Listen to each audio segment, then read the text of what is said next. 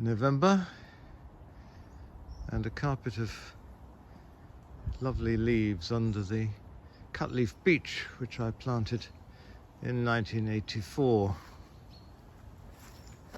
And the light coming through.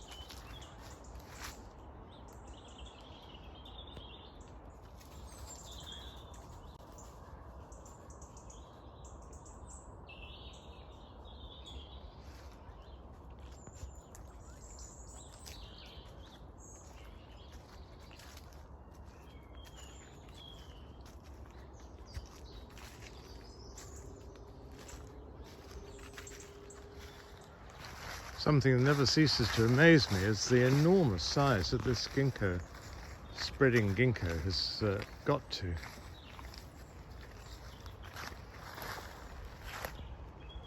It starts all the way down there and is coming out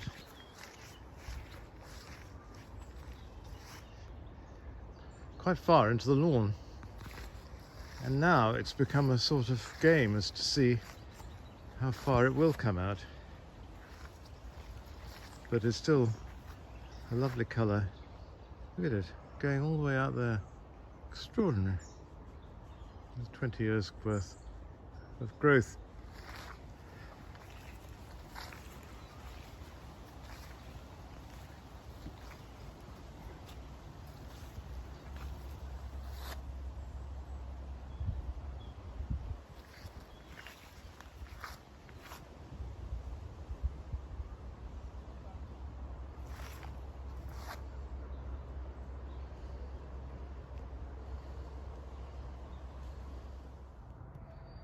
Rather in contrast to the very floriferous fuchsia Lady Boothby, which has really got going, even though it's November. I can see only one flower on my lovely wild Dahlia in the mountains of Mexico. Dahlia tamaulipana.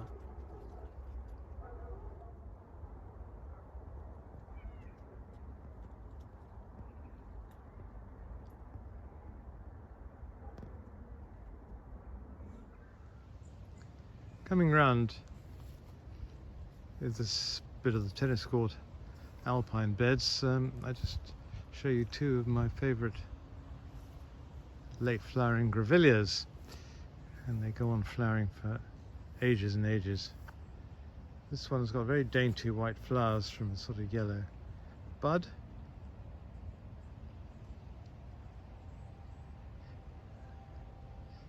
This, I think, is called Grevillea juniperina alba.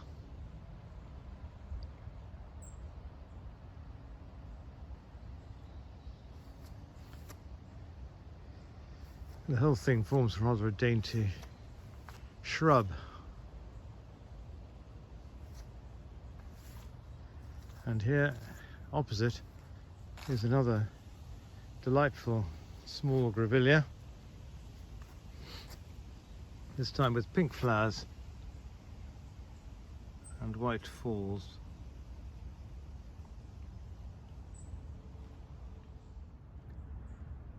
It really is very dainty, I think, and again goes flowering right from November through to the new year. It can stand a bit of frost, which we don't really get a lot of in this garden.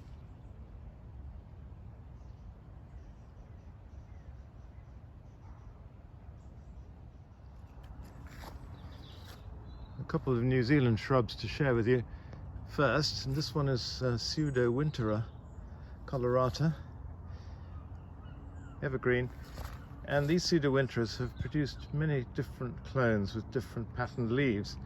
This one has slightly spotty leaves, and the trouble is some of them actually look as if they've got some ghastly disease, which is probably not the idea at all. Well, behind this rather dumpy version with a broadish leaf, there is a taller one here.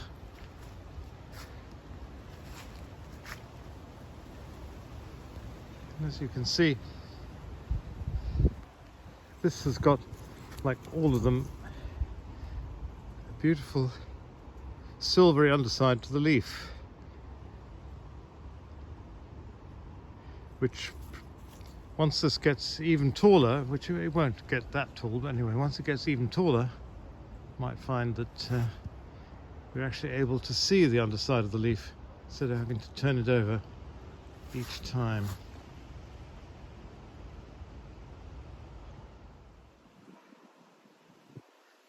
I see another euonymus is covered in seed heads. Now this one's rather an amusing one, because I think with its horns, you see the horns on the outside of the seed capsule. It's called Euonymus cornutus, sometimes known as the jester's cap euonymus. Rather an amusing one.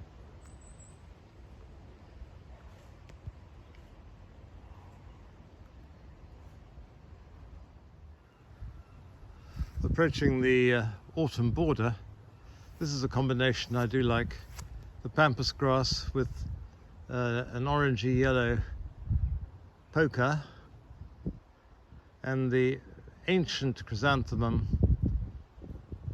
the Emperor of China. This appears in very early Chinese manuscripts and calligraphy, and then was adopted in Japan. And of course, as we know, the Japanese imperial symbol was a chrysanthemum, referred to as a chrysanthemum throne, and this must be something to do with it, because it was around for over 1,000 years.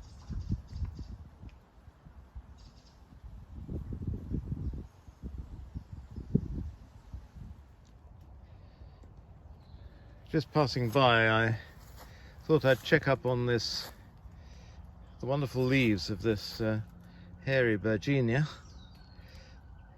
Massive great leaves they are, and it's a hairy Virginia simply because, as you can see, there are little tiny hairs on the top of the leaves, hence its name, Virginia ciliata. It's mostly herbaceous. It disappears in the winter, reappears in the spring, and it has pink flower spikes, April, May time. Most attractive. It has a very wide distribution in the Himalayas and northern India, Bhutan. The flowers, I think, are used in some sort of celebration in northern India during flowering time. But really, my eye has been caught by this rather scrambling shrub next to it.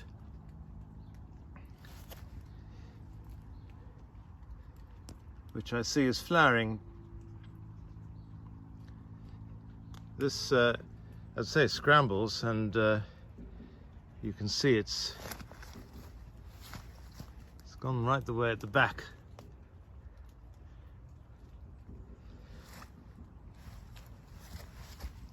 I can't say the flowers are that desperately attractive. This is a Chilean plant, in fact collected in Chile by the Botanic Garden of Edinburgh's expedition there in the 1980s and 90s. This is Griselinia scandens because it throws itself about.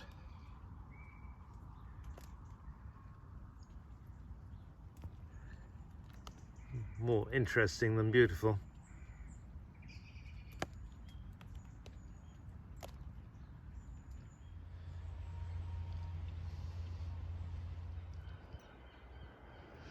Look at the amazing colour of this witch hazel relative.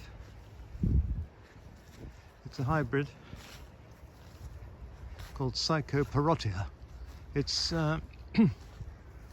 its other word is semi-decidua, which means it partially loses its leaves in the winter. However, the green leaves just go sort of red and black almost. It is an amazing assortment of colours.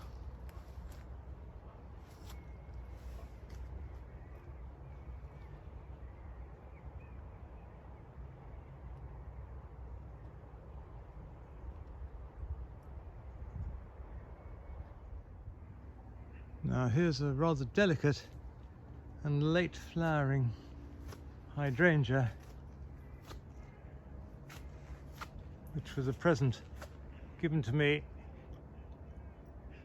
from Gorwell Garden in Cornwall, and I believe this is called Hydrangea aspera trelisic. A closer look reveals rather delicate flowers. The white bracts and the little mauve actual flowers make a beautifully delicate composition.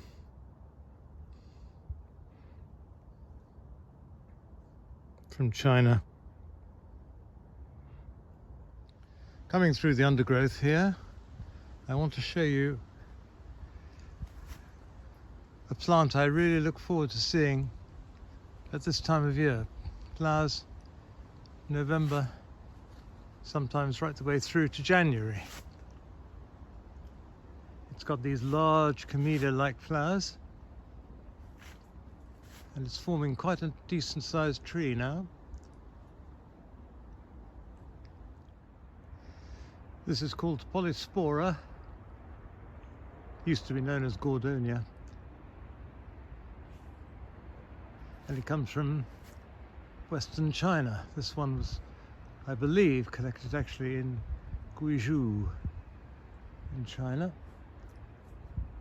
It's fabulous, with its great big camellia-like flowers, and it's formed quite a nice big tree.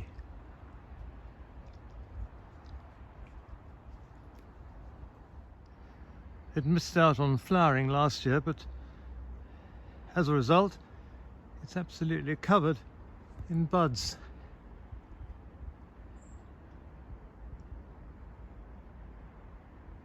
Ready to go right the way through until January.